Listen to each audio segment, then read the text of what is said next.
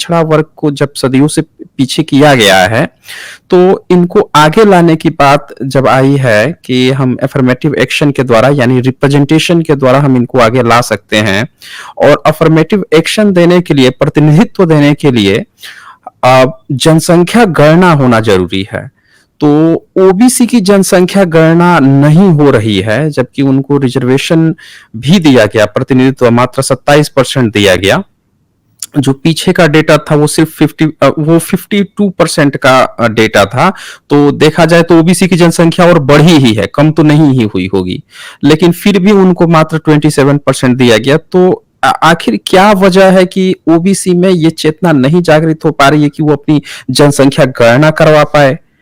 इसकी क्या वजह हो सकती है, या कौन लोग इसमें रुकावट आ रहे हैं? इसके पीछे का क्या खेल है जी? और बहुत बहुत जरूरी सवाल है। जैसे एक दो चीजें थोड़ी सी मैं जोड़ दूं, फिर आपके सवाल पर आ रहा हूं। कुछ कमेंट ऐसे होते हैं जिसमें लोग लिखते हैं कि ओबीसी तो तराजू का मेढक है, ओबीसी तो सोया हुआ है, ओबीसी से बहुत शिकायत है। मेरी भी है। मेरी शिकायत की भाषा होती है कि ओबीसी एक ऐसा, मैंने अभी आपको समझा दी कि ओबीसी जैसी कोई यूनिटी इस तरह नहीं है भाई। अनटचेबल जितने लोग रहे उसमें तो अनटचेबल बन गए ना। डॉक्टर अंबेडकर बहुत क्लियर, उनको एक आइडियोलॉग मिल गए। ओबीसी का चूंकि मल्टीपल लेयर्स हैं, पेरियार भी ओबीसी हैं, फूले भी ओबीसी हैं, शाहू भी ओबीसी हैं, चंद्रिका प्रसाद जिज्ञासु, शिवदयाल सिंह चौरसिया, रामस्वरूप वर्मा, जगदेव बाबू सब ओबीसी हैं, कर्पूरी ठाकुर से लेकर रामनरेश जी ओबीसी हैं। लेकिन आप लेयर्स देखिए, अब मराठा भी ओबीसी में आते हैं, यादव भी ओबीसी में आते हैं, और उसी में कश्यप, निषाद और तमाम नाई, तमाम जातियां वो भी ओबीसी में आती हैं। लेकिन आप उसके बीच के अंतर विरोध को देखेंगे तो बहुत ज्यादा मिलेगा। इसलिए ओबीसी कोई एक यूनिटी नहीं है। ओबीसी का शोषण वैसा नहीं हुआ जैसा धर्म के नाम पर मंदिर में जाने दिया ना ओबीसी को। उसे समझ में नहीं आया कि भाई नुकसान क्या है, तो वो थोड़ा हिंदू भी बन गया। और इस चीज को अगर हम समझें, तब मेरी शिकायत ओबीसी से ये होती है कि आपकी जितनी ताकत है वो आपको पता ही नहीं है। आपका नुकसान कहां से हो रहा है ये आपको पहचानने नहीं दिया जा रहा है। और आपको कैसे एकजुट होकर के, जागरूक होकर के कोई मिशन मूवमेंट खड़ा कर लेना है, तो क्या मिल जाएगा इसका अंदाजा आपको नहीं। ये देश के आप राजा रहे हैं, आप शासक रहे हैं, और आप आज गुलाम बने हैं। यही चीज अगर समझा दी जाए तो वो जाति जनगणना की भी लड़ाई लड़ रहेगा, वो दंगे की राजनीति में शामिल नहीं होगा, और अब धीरे धीरे जागरूकता आ रही है। पिछले टिप्पणी में मैंने एक जवाब आपको दिया कि ओबीसी पर यह जो आरोप लगता है कि ओबीसी का कोई मिशन मूवमेंट नहीं रहा, ओबीसी में कोई आंदोलन नहीं रहा, ओबीसी के सारे लोग प्रो स्टैब्लिशमेंट रहे। No, never. ओबीसी कम्युनिटी के लोग, चूंकि वही कमेरा लोग हैं, मेहनत कश जातियां हैं, वो एंटी एस्टेब्लिशमेंट रहे या खुद एस्टेब्लिशमेंट रहे। अब इस बात को समझिएगा। इसलिए जब एंटी एस्टेब्लिशमेंट खड़ा हुआ ये पूरा मूवमेंट, उस मूवमेंट में ऐसा नहीं है कि वो सारा सोया हुआ या सारा दंगाई है। अगर ये सारा ओबीसी दंगाई बन जाए तो इस देश में कोई आग बुझा पाएगा क्या? इस देश में सारा ओबीसी अगर हिंदू बन जाए तो फिर ये हिंदू राष्ट्र बनने से कोई रोक पाएगा क्या? ये क्यों कह रहा हूं मैं, कड़वी बात कह रहा हूं। इसका मतलब ये जो वन लाइनर आप फेंक देते हैं कि ओबीसी सोया है, ओबीसी ये कर रहा है, ओबीसी जिस दिन जाग जाए, ऐसा नहीं है। जैसे शेड्यूल कास्ट और शेड्यूल ट्राइब में क्या सारे लोग जाग गए? मैं कड़वी बात कह रहा हूं। और आत्मालोचना हम तो कर सकते हैं, साइंस जर्नी चैनल मैं जानता हूं, देश और दुनिया में इसको देखते हैं लोग, और मेरी बात खराब लगे तो भी आप सुनिए। क्यों?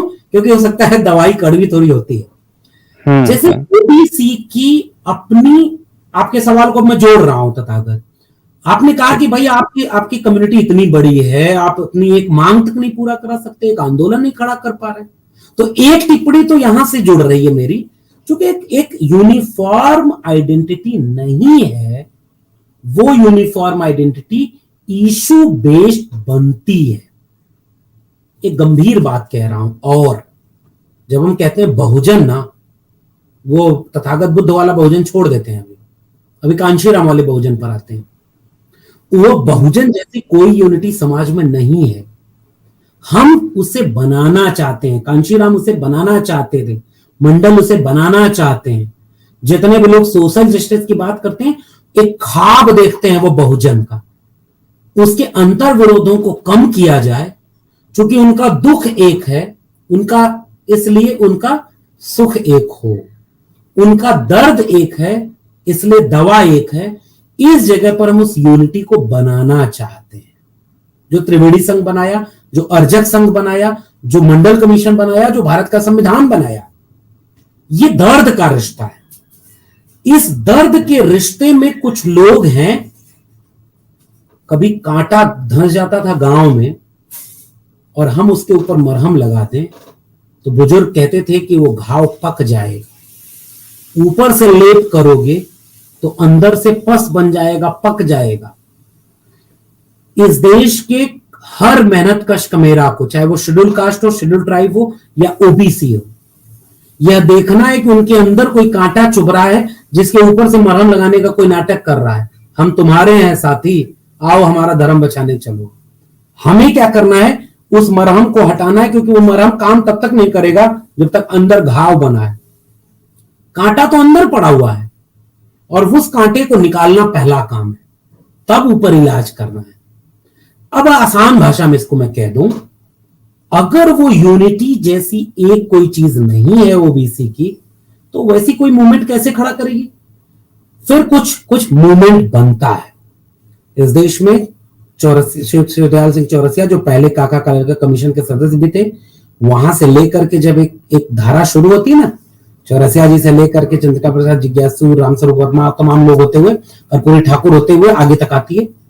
तो मंडल कमीशन जब बना तो मंडल ने एक बात बहुत महत्वपूर्ण कर दी, इस देश में 52% आबादी ऐसी है 1931 की जनगणना के आधार पर जिसको सामाजिक और शैक्षणिक आधार पर वह जगह नहीं मिली।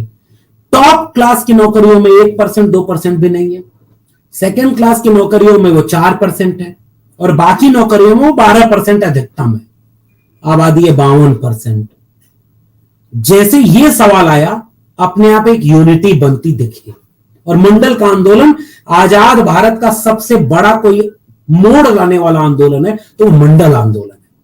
और मैं श्रेय देना चाहूंगा मंडल आंदोलन के तमाम नायकों, करुणानिधि से लेकर के तमाम जो लोग हैं उत्तर भारत में, शरद यादव, लालू प्रसाद यादव, मुलायम सिंह यादव, करुणानिधि दक्षिण भारत में, तमाम लोग, उसमें और लोग भी शामिल थे नीतीश कुमार के साथ, मनोहर कांशीराम और रामविलास शर्मा, रामविलास पासवान और तमाम लोग। ये जो चीजें हैं, एक यूनिटी बनाई। इसलिए मैं कह रहा हूं मंडल आंदोलन का दौर यूनिटी का दौर था। मनोहर कांशीराम नारा लगाते हैं कि मंडल कमीशन लागू करो वरना कुर्सी खाली करो। विश्वनाथ प्रताप सिंह के पीछे खड़े होते हैं ये सारे लोग जब ताकत से, तो भारत का प्रधानमंत्री बाबा साहब को भारत रत्न भी देता है, 14 अप्रैल को छुट्टी भी घोषित करता है और उसके साथ मंडल कमीशन की 2 सिफारिशें लागू करता है। ये यूनिटी किस पर बनी? इशू पर बनी कि हमें क्या नहीं मिला। मंडल कमीशन ने आपके सामने एक रिपोर्ट तैयार करके रख दी है, आपको जमीन नहीं मिल रही, आपको नौकरी नहीं मिल रही, आपको शिक्षा नहीं मिली, इसलिए जो पिछड़ेपन का आधार है वो जाति है। ये सब कुछ किसके नाम पर नहीं मिला? जाति के नाम पर। तो ओबीसी में कौन जातियां आएंगी भाई? ये लिस्ट बनाई गई, साइंटिफिक लिस्ट बनाई गई, डेटा एनालिसिस किया गया। मंडल कमीशन ने कहा कि इस पूरी लिस्ट में जितनी जातियां हैं उन्हें हम ओबीसी मानेंगे, इनके पिछड़ेपन का आधार सामाजिक और शैक्षणिक है, इनकी आबादी 52% है। अच्छा चलो, आप अपर लिमिट बना रहे हो, हम अभी इनको 27% आरक्षण इस देश में शिक्षा और सरकारी शिक्षा, सरकारी नौकरी दे रहे हैं, लेकिन इनको 52% आबादी को जब तक 52% हक नहीं मिलेगा सरकारी शिक्षा और सरकारी नौकरी में जो लागू हुआ है, उससे आगे मंडल कमीशन की 38 अनुसूचियां कहती हैं प्रमोशन में रिजर्वेशन, प्राइवेट सेक्टर में reservation, education reform, land reform, वित्तीय निगमों की स्थापना, आर्थिक नीतियों में पुनर्स्थापना, सभी जिलों में ओबीसी के लिए छात्रवृत्ति, ओबीसी के लिए छात्रावास, ओबीसी के लिए अलग से कोचिंग संस्थान, ओबीसी के लिए क्रॉस एनालिसिस, ओबीसी के लिए तमाम तरह के प्रावधान, प्रौढ़ शिक्षा, ओबीसी को कल्चरली साउंड करने के लिए मूवमेंट चलाए जाने की बात। मंडल कमीशन की रिपोर्ट भारत के संविधान के बाद एक ऐसा दस्तावेज है जो भारत को भारत बनाता है, और यहां ओबीसी एक यूनिटी बनती है। मंडल के खिलाफ आया कमंडल, और कमंडल ने दो काम किए। एक तरफ उसने धर्म की राजनीति को केंद्र में रख दिया। इन सारी ओबीसी जातियों का, अरे कहां पड़े हो, कहां आरक्षण लोगे, आओ तुम्हें हिंदू बनाकर जाए, चलो रामलला हम आएंगे, मंदिर वहीं बनाएंगे। चल दिया ओबीसी समाज का हिस्सा, क्योंकि वह अछूत तो था नहीं भाई, उसको लगा भगवान हमारे, भगवान के सामने चल दिया हथौड़ा लेकर। और जब बाबरी मस्जिद पर पहला हथौड़ा हमारा ओबीसी था, बाद में 10 साल बाद इंटरव्यू हुआ, रोते हुए कह रहा है कि भैया हम तो बर्बाद हो गए, उस मंदिर पर, मस्जिद पर हथौड़ा, आबाद जो हो गया वो अब मंदिर बनवा रहा है, मंदिर की राजनीति कर रहा है, धर्म और कर्मकांड की राजनीति कर रहा है। गुजरात दंगे में जो पोस्टर बॉय बना था वो मोची था, और उसको 10 साल बाद इंटरव्यू लिया गया तो कहा कि यार हम तो बर्बाद हो गए। ये क्लैश था, और इस क्लैश में अगर आज आप ओबीसी को पूछे तो मेरी नजर में एक ही बाधा है, अब उन्होंने अपने रिश्ते को टूटता हुआ देखा है, क्योंकि आरएसएस, बीजेपी और जो है राइट विंग की फोर्सेस अंतर विरोधों को हवा दे रही है। अति पिछड़े समाज के लोगों को कह रही है कि आपका ओबीसी का सारा हक तो यादव कुर्मी कोयरी ने ले लिया, अहिर कुर्मी कोयरी ने। और जैसे ही वो ये बात कहती है, ये लोग मान भी जाते हैं। मैं ये बात कहता हूं कि ठीक बात है, घर का झगड़ा है, हो सकता है कि कुछ जगह पे गड़बड़ हो गया होगा, हो सकता है कि कुछ जगह पर गैर बराबरी हो गई होगी, लेकिन खेत का बंटवारा है, आपस में आओ बैठते हैं भाई। और ओबीसी की इन जातियों को एक मैं बार बार पैगाम देता हूं, अहिर कुर्मी कोयरिया जो भी ताकतवर जातियां, जहां मराठा उधर है, वो आप एक कदम पीछे आकर के अपने साथियों, अपने जो बाकी भाई है ना, उनको कंधे पर बिठाकर आगे बढ़ाइए, तब यूनिटी बनेगी। एक बात। और दूसरी बात, घर का झगड़ा है, घर में सुलझेगा। परिवार में बाप से झगड़ा हो जाए तो जाके जहर नहीं पिया जाता।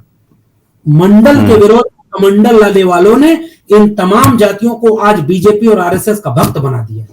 मैं पूछना चाहता हूं कि आप अपने घर में नाराज हो सकते हैं, आप लड़िए, आइए हम बैठेंगे, बात करेंगे कि ओबीसी में क्या अंतर विरोध है। अति पिछड़े समाज को उसका हक नहीं मिला, मैं भी मानता हूं नहीं मिला। अति पिछड़े समाज को रिजर्वेशन देना होगा, मैं कह रहा हूं डिवीजन करना है, कर दो, मैं तो सहमत हूं डिवीजन के। 27% में डिवीजन करके अति पिछड़े को उसका हक दे देना चाहिए, लेकिन इस शर्त पर करा जाए कि आओ भाइयों यहां हम बंटवारा करेंगे, लेकिन जो बाकी बचा 27% में 15% है, उसके लिए लड़ेंगे, आओ एकजुट होते हैं, यहां से यूनिटी बन जाए। और जैसे ही आप अति पिछड़े को जोड़ेंगे ना, और जोड़ना पड़ेगा भाई, अगर आप संख्या में ज्यादा है, कुछ लोगों को भ्रम होता है कि क्षत्रिय है, मैं उनको भी कह रहा हूं, अरे आप ताकतवर हैं तो आपकी लाठी कभी कमजोर पर नहीं चलनी चाहिए। ताकतवर हैं तो आपकी ताकत अपने से ताकतवर पर दिखाइए, तब आप मानेंगे, हम मानेंगे कि आप ताकतवर हैं। इस जगह पर कल्चरली हम साउंड नहीं हुए, और हमें एक रिश्ता बनाना होगा, किसी लोधी से, किसी चौहान से, किसी कश्यप से, किसी निषाद से, किसी राजभर से, किसी पासवान से, किसी मोची से, किसी मल्लाह से, किसी जो है बढ़ई से, कुम्हार, लोहार, नाई, अहिर, गड़रिया से, ये सवाल करिए बैठकर। जज तो तुम्हारे भी नहीं, जज हमारे भी नहीं, वकील तुम्हारे भी नहीं, वकील हमारे भी नहीं, प्रोफेसर वाइस चांसलर तुम्हारे भी नहीं, मेरे भी नहीं। यहां से रिश्ता बनेगा, और जैसे ये रिश्ता बनेगा तो वो पूछेगा कि अच्छा भैया कौन किसका हक खा रहा है, इसका मतलब। तब हम कह रहे हैं यही पता लगाने के लिए जाति जनगणना करवाना जरूरी। करवाने के लिए हम आंदोलन करोगे, तुरंत वो तैयार हो जाएगा, हाँ भैया चलिए चलते हैं। नेतृत्व कौन करेगा? हम कहेंगे कि ताकतवर आप हैं, आप करें। मैंने कहा नहीं, हमारा वो भाई जो सबसे पीछे रह गया उसमें से नेता बनाएंगे, यूनिटी बन जाएगी। और आखिरी बात, जाति जनगणना पे यूनिटी बनेगी, division of resources, redistribution of resources होगा, और मंडल कमीशन की बाकी बची अनुशंसाएं लागू करवाएंगे। मंडल की एक अनुशंसा बीपी सिंह ने लागू करी, दूसरी अर्जुन सिंह ने लागू करी। ये पीछे मूवमेंट था, आज ये मूवमेंट अपने अंतर विरोधों के कारण कमजोर पड़ता जा रहा है। लोग भाई से झगड़ा होने पर जहर खा रहे हैं, लोग आपस में लड़ना बंद कर लड़ रहे हैं, किसी से नाराज हो रहे हैं तो बीजेपी और आरएसएस के यहां खड़े हो जा रहे हैं। इससे तो आपका मूवमेंट खत्म हो जाएगा। आइए मिलकर के, ईडब्ल्यूएस रिजर्वेशन लागू होने के बाद तथागत 10% लागू होने के बाद 50% की अपर लिमिट भी क्रॉस हो गई, तो अब तो 52% रिजर्वेशन की लड़ाई छेड़ देनी चाहिए। और प्राइवेट सेक्टर के बाद मंडल कमीशन कहता है यहां से फिर वो यूनिटी बना लेगा।